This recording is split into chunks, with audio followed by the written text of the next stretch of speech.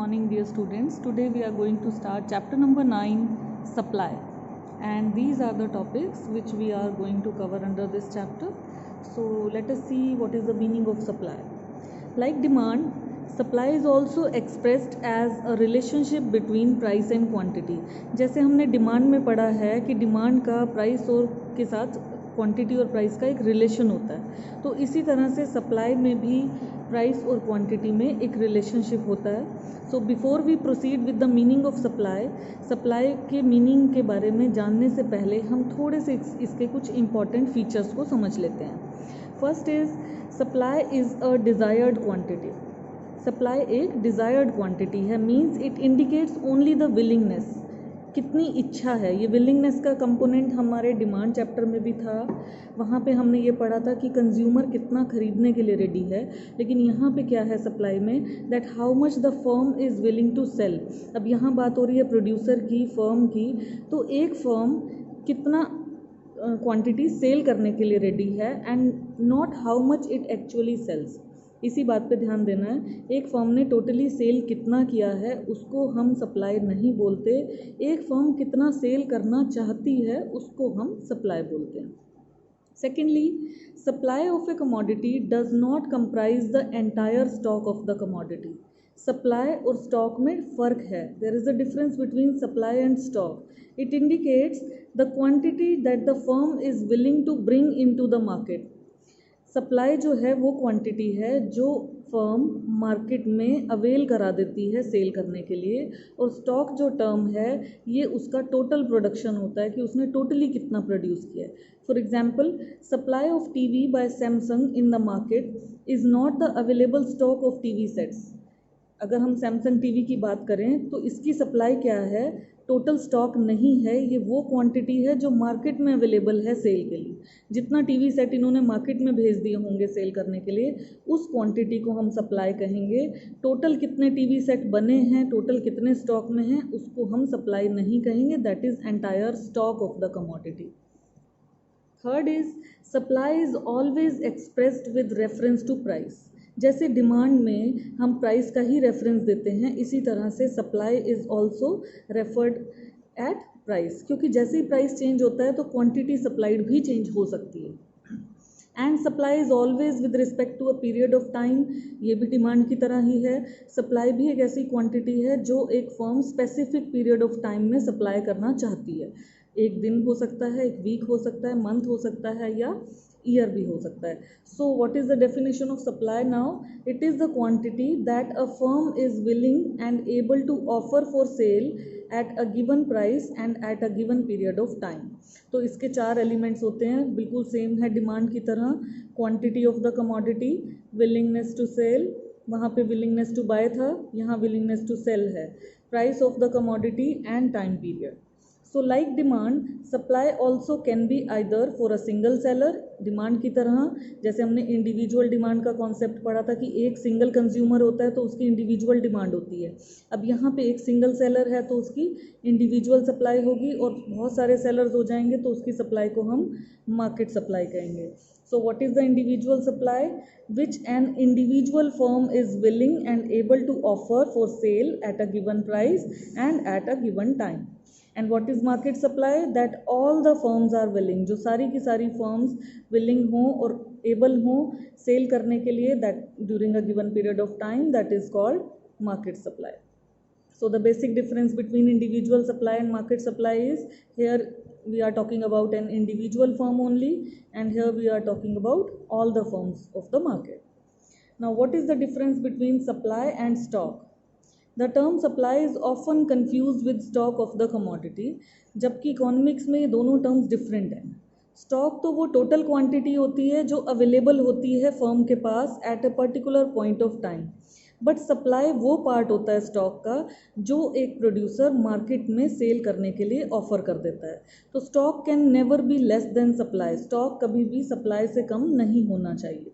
For example, अगर एक seller के पास 50 टन शुगर है उसके गोडाउन में, but he is willing to sell 30 tonnes at 37 rupees पर kg, then 30 tonnes is supply, जो उसने मार्केट में भेज दिया सेल करने के लिए, वो सप्लाई है. और जो उसके पास टोटल अवेलेबल है दैट इज़ कॉल्ड स्टॉक.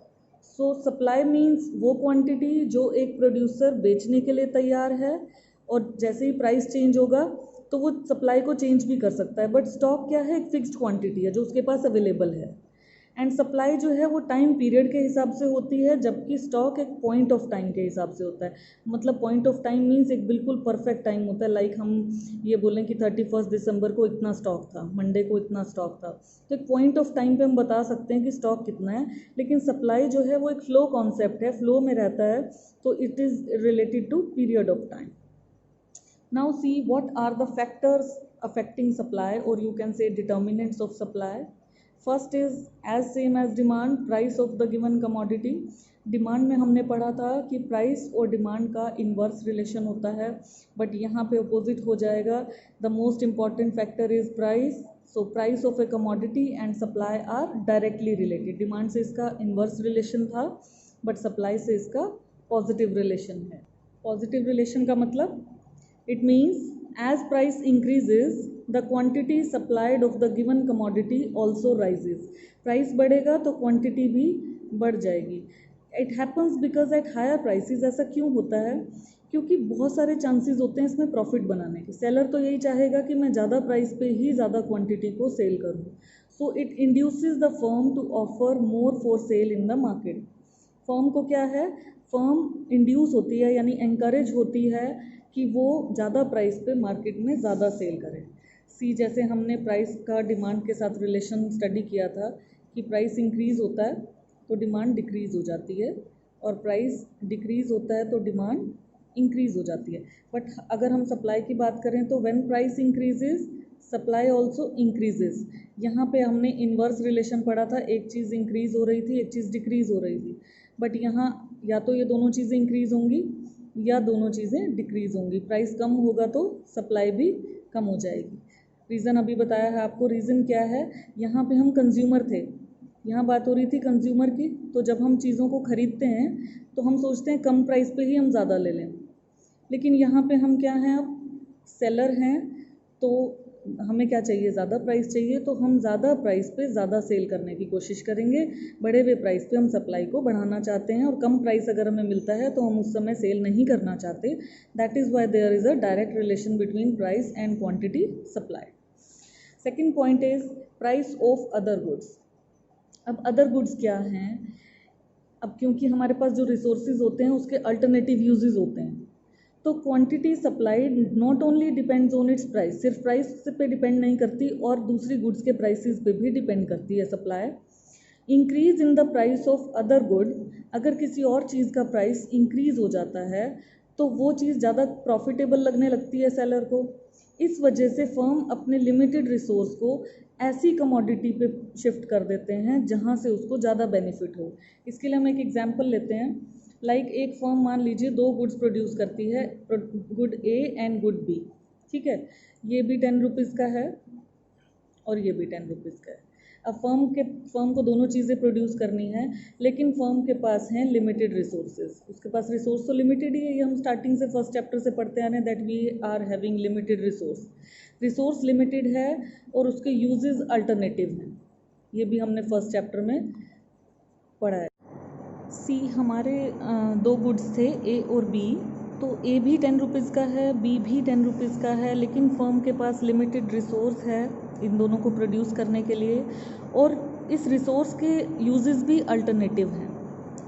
अब सपोज़ ए का प्राइस मार्केट में इंक्रीज़ होके 15 रुपीज़ हो जाए, तो सेलर के लिए क्या प्रॉफिटेबल है कि वो अब ए को ज़्यादा सेल करना चाहेगा, बी को कम सेल करना चाहेगा। तो वो इस लिमिटेड रिसोर्स से अपनी प्रोडक्शन, बी की प्रोडक्शन को तो कम कर देगा, ए की प्रोडक्शन को वो इंक्रीज़ कर लेगा, क्योंकि ए उसको प्रॉफिटेबल लगता है। क्योंकि अब अदर गुड वाले पॉइंट की बात करें तो बी के हिसाब से सोचिए कि अगर अदर गुड का प्राइस इंक्रीज़ हो जाता है तो इसकी सप्लाई अपने आप कम हो जाती है। दिस इज़ द रीज़न, क्योंकि ये वाला अदर गुड जो हमें ज़्यादा प्राइस दे रहा है, हम अपने लिमिटेड रिसोर्सेज को इस पे शिफ्ट कर लेते हैं।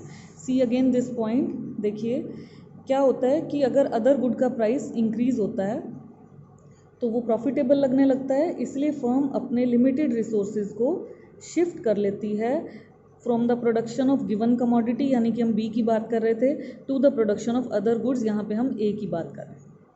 So third factor is prices of factors of production. अब हमें सप्लाई करना है यानी प्रोडक्शन करनी है तो हमें इनपुट्स की भी ज़रूरत होती है, ठीक है ना। रॉ मटेरियल चाहिए, हमें फ्यूल चाहिए, वेज इस तरह का इनपुट्स की ज़रूरत पड़ती है हमें।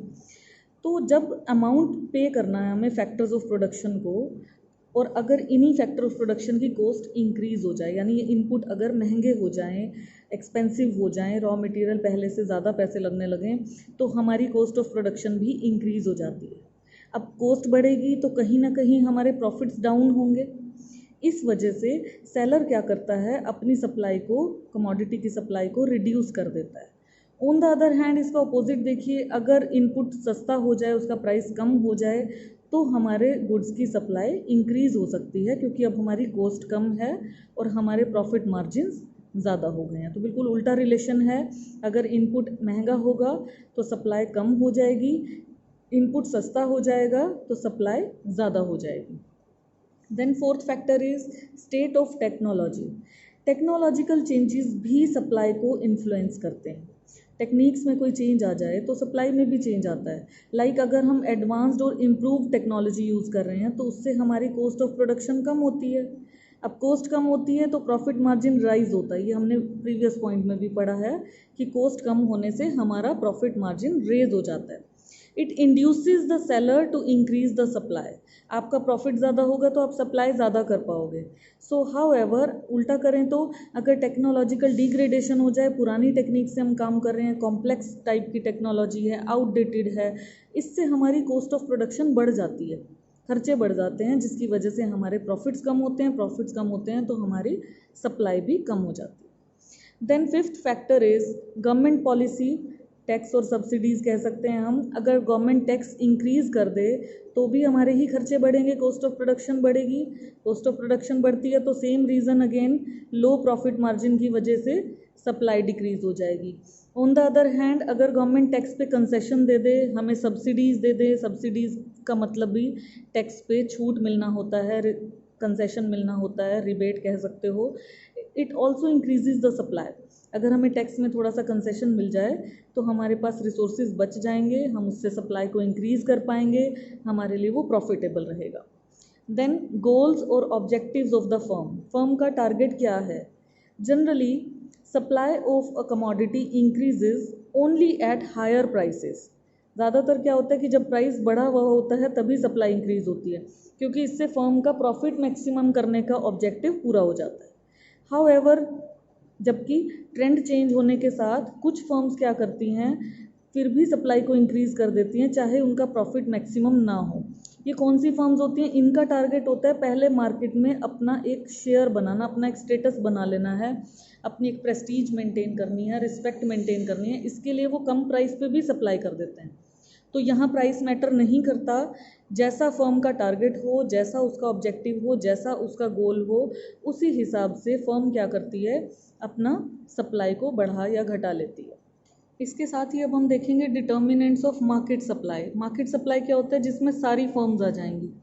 सो फर्स्ट मार्केट सप्लाई का फैक्टर है number of firms in the market. Simple सी बात है, जितनी फर्म्स मार्केट में ज़्यादा होंगी उतनी मार्केट सप्लाई ज़्यादा होगी, क्योंकि जितनी ज़्यादा प्रोडक्शन करने वाले लोग होंगे उतना ज़्यादा सप्लाई होगी, उतनी ज़्यादा प्रोडक्शन होगी।